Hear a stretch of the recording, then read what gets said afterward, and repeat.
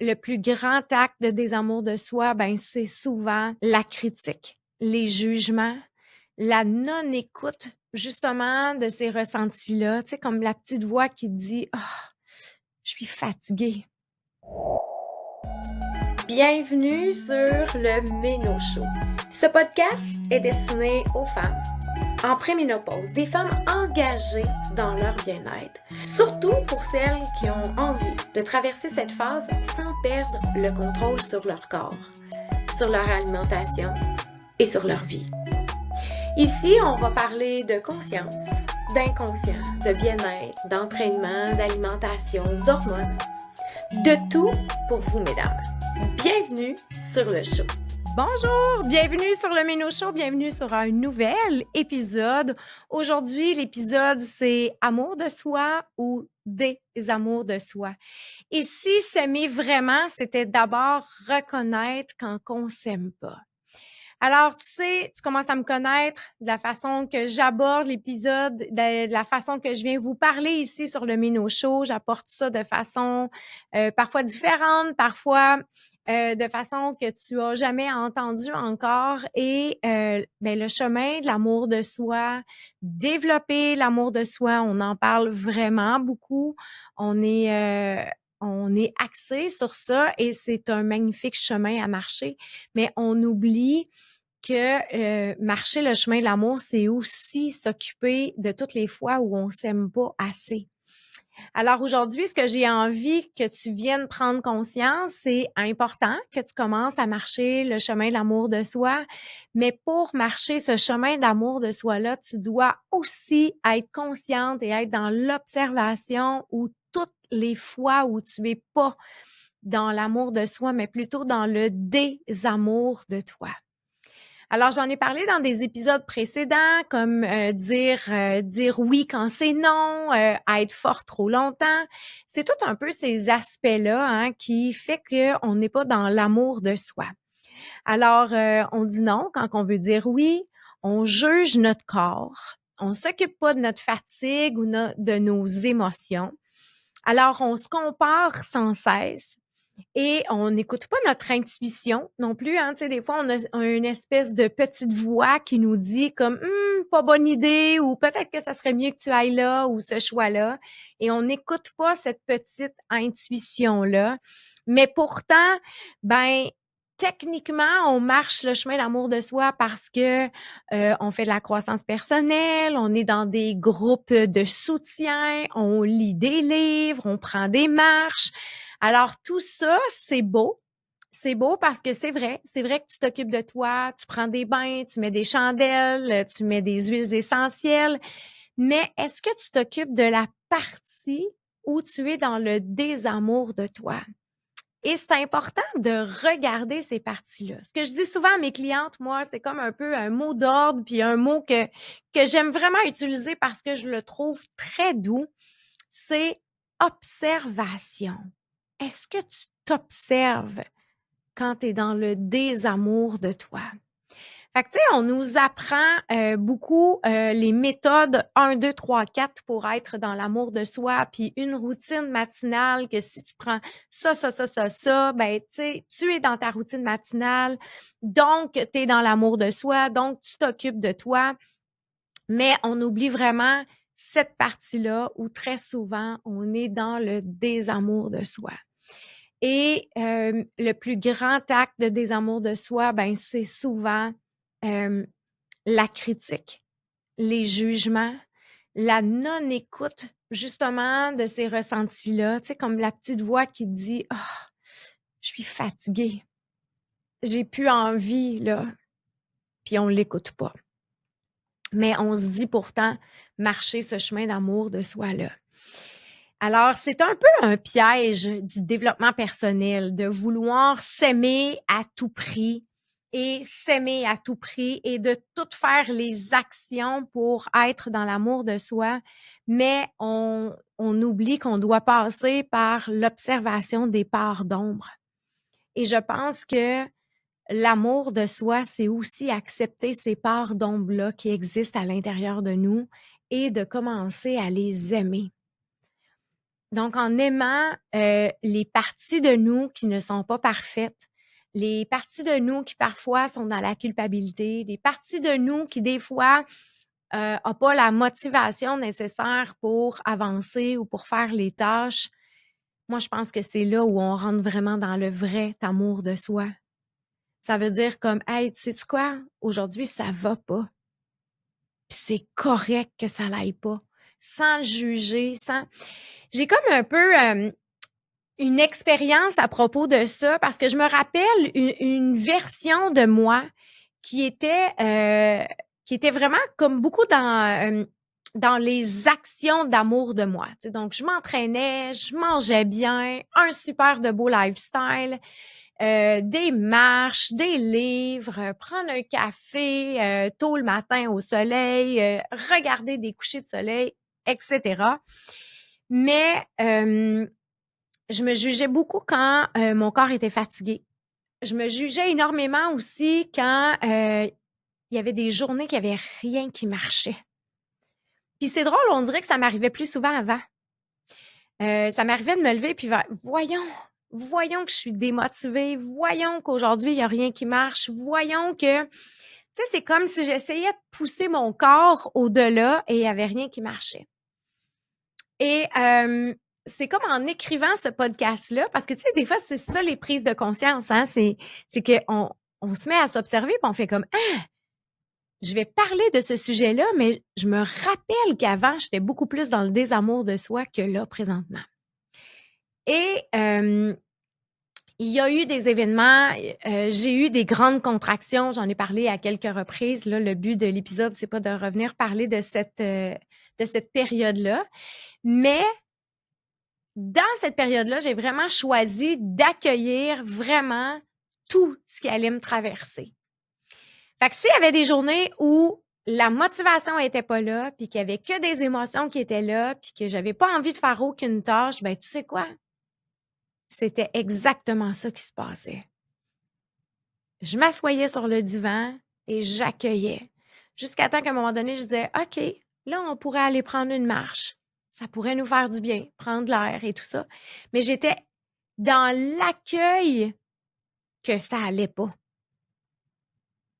Et c'est là que j'ai commencé à m'aimer vraiment, d'entrer dans cette relation profonde-là avec moi, dans tout ce que je vivais. Fait qu'autant mes journées où c'était comme wow, aujourd'hui je me sens vraiment bien. C'est comme je suis dans l'amour de moi, puis j'avais autant ce bel accueil-là, même quand c'était des journées grises. Parce que j'avais choisi d'accueillir ce moment-là, puis j'avais choisi de le traverser. Fait que souvent, on s'aime, comme je dis, on a des beaux protocoles pour être dans l'amour de soi, mais on offre une résistance à ces moments-là. Et je vous dis ça avec beaucoup d'amour et de bienveillance pour celles qui se reconnaissent. J'ai été là, à la même place que vous. Le message que j'ai envie de vous passer, c'est, ben, on n'est pas obligé de rester là. Il y a une façon de s'accueillir, tu sais, puis de s'observer. C'est comme, oh, peut-être que je suis rigide ici aujourd'hui. Ah, peut-être que je suis dans le contrôle.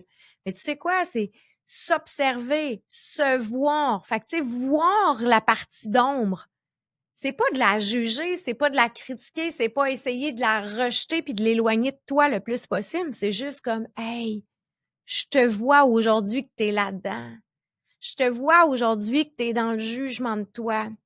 Je te vois aujourd'hui que ton discours intérieur, il est pas jojo. Et c'est ça, être réellement sur le chemin de l'amour de soi, c'est d'observer toutes les fois où on est dans le désamour de soi. Et aujourd'hui, j'avais une conversation avec une amie, puis elle disait et qu'il faut que je m'observe. Je me ramène toujours, c'est comme oh là, t'es dans le désamour. Oh là, t'es dans le désamour. C'est vrai. C'est vrai qu'au début, on a l'impression qu'on le fait vraiment beaucoup, mais c'est un nouveau chemin neuronal que tu es en train de créer. Donc, c'est comme si tu es en train de débroussailler une nouvelle piste. Fait que c'est normal qu'au début, tu nettoies, mais à un moment donné, ce chemin-là va devenir aussi léger que ton chemin de jugement que tu avais avant. Alors, donne-toi la chance et observe-toi. Puis même si c'est plusieurs fois par jour, les premières fois, c'est OK. C'est OK, tu es sur un nouveau chemin. Tu marches un nouveau chemin. Tu es en train de redéfinir quelque chose de toi. Mais après, ça va être tellement beau et tellement plus léger. Puis maintenant, je vous dirais que je suis beaucoup moins souvent là-dedans. Mais des fois, je m'observe, c'est comme: «Ah, OK, Claude, là, on était dans le désamour de soi. OK, on va se ramener ici». Fait que souvent, c'est de venir observer et de se ramener dans le chemin qui est beaucoup plus doux, les douceurs, les pensées. Alors, le chemin de l'amour de soi, pourquoi je vous disais un peu que c'était un piège du développement personnel? Parce que c'est comme si ça devient une course de performance. Hein, tu sais, c'est comme le plus de livres qu'on lit, tu sais, c'est comme se pousser encore une fois à être meilleur. Tu sais, comme moi, là, la meilleure version de toi, moi, j'aime pas ça. Aujourd'hui, tu es la meilleure version de toi.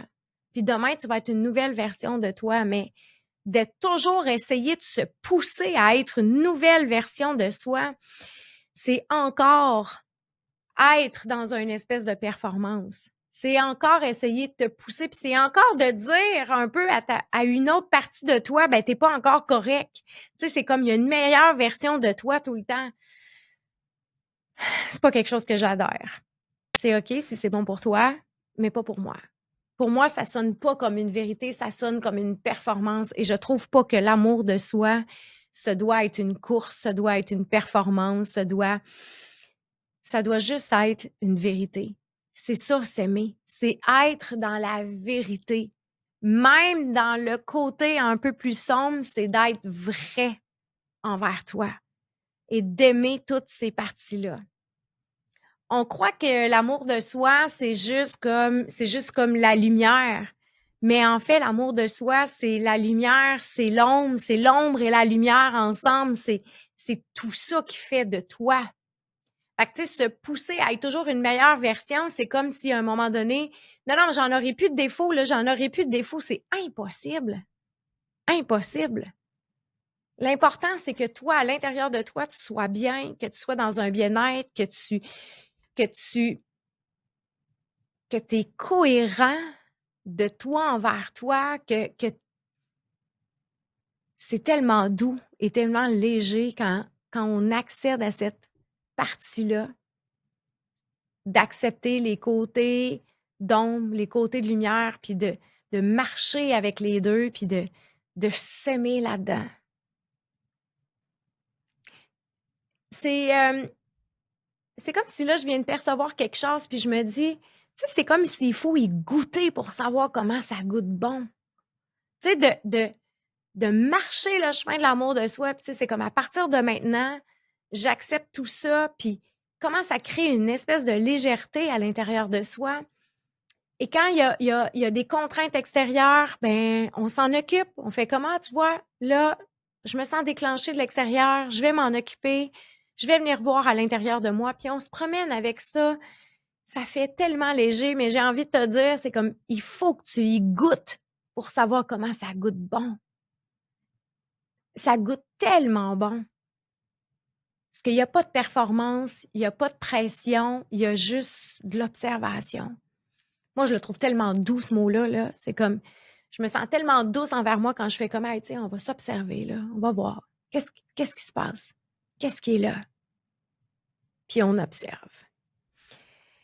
Alors, je vais vous donner, quelques petits trucs pour quand tu t'observes que tu es dans le désamour de toi. Donc, tu as glissé dans le désamour de toi, tu as glissé dans le sabotage, tu as glissé dans les jugements ou peu importe. C'est juste comme quand tu te surprends, donc tu t'es vu, tu t'es observé, alors fais juste revenir, respirer dans ton centre. Tu peux te le nommer, c'est comme: «Oh Claudine, tu as glissé dans le désamour. Je t'accueille, c'est OK». Comme on ferait avec un enfant, c'est comme: «Oh, tu as glissé, c'est pas grave, reviens». Comme on ferait avec un enfant qui commence à marcher, tu sais, une fois qu'il tombe par terre, tu sais, on lui dit pas: «Hey, relève-toi là, sois la meilleure version de toi. On fait, mais non, t'as tombé, c'est pas grave, on l'aide à se relever, puis on, on, on l'incite à refaire des pas. On est incapable d'avoir cette douceur-là envers soi. Se parler comme on parlerait à un ami, donc c'est ce que je viens de te dire. Se parler comme si on parlait à un enfant qui vient de glisser, qui vient d'échapper, qui vient de faire un petit dégât avec un verre d'eau. D'être autant dans cette douceur-là. On peut écrire une lettre aussi à cette part de soi-là qui demande un pardon. C'est un exercice que j'ai fait et que je fais faire aussi dans la cohorte. C'est un exercice que je trouve très, très, très important d'être fait. C'est, l'espèce de pardon à son corps, de venir reconnecter avec lui et quand je dis: «On fait la lettre de pardon», c'est important d'être vrai et d'être honnête. Donc, si tu demandes pardon à ton corps pour l'avoir épuisé, de l'avoir bourré, de l'avoir jugé, assure-toi de ne plus le refaire. Ça, c'est la même chose que un ami, un amoureux qui te demande pardon pour un geste, mais qu'au final, il le refait. Le pardon, il est moins valide. Hein? Tu sais, c'est comme la prochaine fois qu'il va te demander pardon, tu vas commencer à moins le croire, à moins croire cette personne-là. Donc, donc, assieds-toi avec cette partie-là, demande pardon et sois sincère aussi dans ton pardon envers ton corps, envers les choix que tu as pu faire avant. Et c'est un exercice très, très puissant et c'est beau dans la cohorte quand on le fait dans l'accompagnement des femmes et on est tous ensemble et on procède à cet exercice-là. La puissance du groupe dans les cohortes, c'est vraiment très, très magnifique. Alors, s'accueillir comme on est, hein, ce jour-là, comme je vous disais, tu sais, parfois je me suis levée et c'est comme: «Ah, tu sais quoi? Aujourd'hui, ça ne fonctionne pas, je ne pourrais pas me pousser à être autre chose que qu'est-ce que je ressens là». Donc, c'est s'accueillir là-dedans. Puis c'est ce qui est beau et magique quand on s'accueille, c'est que ça dure moins longtemps que quand on essaie de résister. C'est comme: oh non, aujourd'hui, je le sens, je le file pas, là, tu sais. Fait que là, on se pousse, puis on fait du ménage, puis on essaie de s'étourdir, puis on essaie de résister à ce qui est là, présent. Alors, si tu prenais juste le temps d'accueillir, te donner tout le temps nécessaire, bien souvent, ça dure vraiment beaucoup moins longtemps. Puis je parle avec une très grande expérience en la matière. Alors, il y a aussi, tu sais, on peut se mettre des auto-hypnoses. Vous en avez un sur mon site web qui est intéressant si tu l'as pas encore téléchargé. Et dans le fond, quand tu télécharges, tu es abonné à mon infolettre et je vais en mettre là éventuellement des belles auto-hypnoses aussi et tout ça. Donc, je veux te transmettre un beau message pour terminer. Tu n'as pas à forcer à t'aimer à tous les jours. Mais si tu pouvais juste te regarder, même dans les jours gris, avec juste un peu plus de douceur envers toi. Alors déjà là, c'est de l'amour. Alors même quand c'est gris, tu prends le temps de t'accueillir puis tu prends le temps de t'écouter. C'est ça, le chemin de l'amour. Alors résiste pas à toutes ces belles parties-là de toi. Alors, je t'ai parlé un petit peu de la cohorte, de l'accompagnement. Je vous ai parlé d'un exercice qui est là. Donc, il y a une nouvelle cohorte qui commence très, très bientôt. La cohorte s'appelle «S'aimer corps et âme» parce que moi, je viens vraiment faire une alchimie entre tout ça pour que tu te sentes vraiment bien et il y a une méthodologie qui a été établie dans cette cohorte-là.